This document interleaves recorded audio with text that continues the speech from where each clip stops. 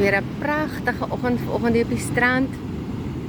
En daar in die verte speel die dolfyne in die water. Ek het net my kamera te laat aangesit want hier kort voor my sommer hier in die tweede, derde brander was daar soos 'n klein baba dolfyn wat deur die water spring.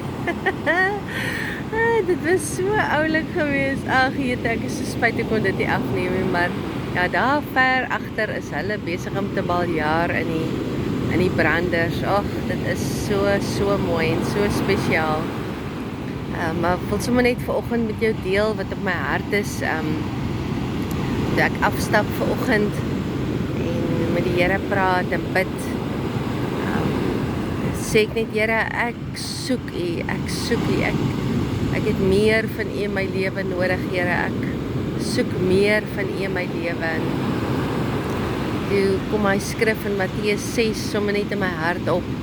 En daai hele Matteus 6 is vol soveel waarhede. Ek hoop julle kan die dolfyne sien daar in die agtergrond. Hulle is sommer nou hier naby ons. Maar ja, daai hele Matteus 6 wat ons maar net weer so altyd moet herinner. Ons moenie ons oë op al hierdie wêreldse dinge sit nie, en dan sê hy, weet, moenie jou bekommer oor wat jy gaan eet en wat jy gaan drink en wat jy gaan aantrek en al daai goed nie. En Matteus 6 op die einde dan sê hy, soek eers die koninkryk van God en sy geregtigheid en al die ander dinge sal vir jou bygevoeg word.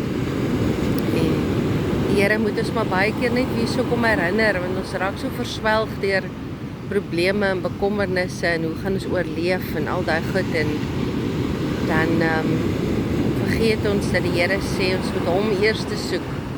Ons moet nie net fokus op die aardse goeders en wat ons nodig het nie. Die Here sal vir ons sorg, hy sal vir ons gee wat ons nodig het. En mag die Here ons regtig help dat ons hom sal soek elke dag, net sal soek meer van hom in ons lewe.